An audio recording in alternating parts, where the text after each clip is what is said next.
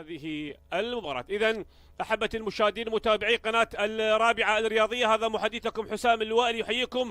ومباراة زاخو والنجف، مباراة الكرة لم تصل إلى محمد يوسف. كرة الآن فريق النجف، الضغط من مروان، لكن الكرة تبعد بالتأكيد بصعود ستار. هنا التسديدة كانت حاضرة لكن بعيدة من قبل أحمد فاضل، بعيدة عن مرمى الحارس محمد صالح. النجف من المركز السابع اللي احتل الفريق الموسم الماضي. رأسية مروان داخل منطقة الجزاء، مهدي العرضية هي جول جول جول، لا لا لا لا لا لا لا، أبعدها من على خط المرمى المدافع لوكا سليمة أنقذ مرمى زاخو من هدف محقق في اللقطة الماضية.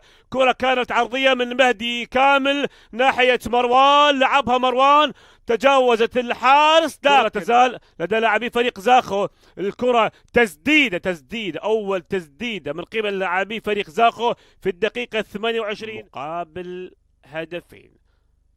هذه نتائج فريق زاخو. هنا المحاولة، مهدي يحاول لكن خروج أكثر من رائع من قبل الحارس محمد صالح ينقذ مرمى فريق زاخو من هدف مؤكد. شاهد اللقطة كانت بانفراد من قبل مهدي كامل، لكن علينا الاطمئنان على سلامة محمد صالح وعلى سلامة مهدي كامل في اللقطة الماضية من خلال خروج حميد حجي.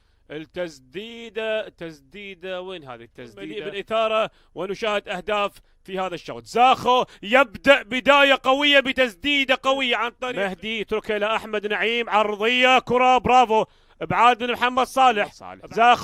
زاخو تسديدة من لاعب زاخو عبد الله حسون إلى أحمد نعيم. أحمد كرة عالية هي جول،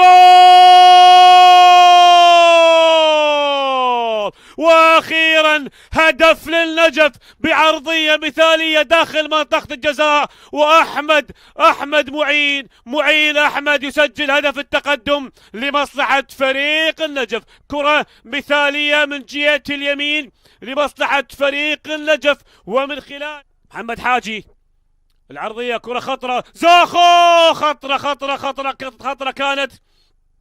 كانت خطرة من نهاد علي فياض، تعود لمصلحة فريق زاخو.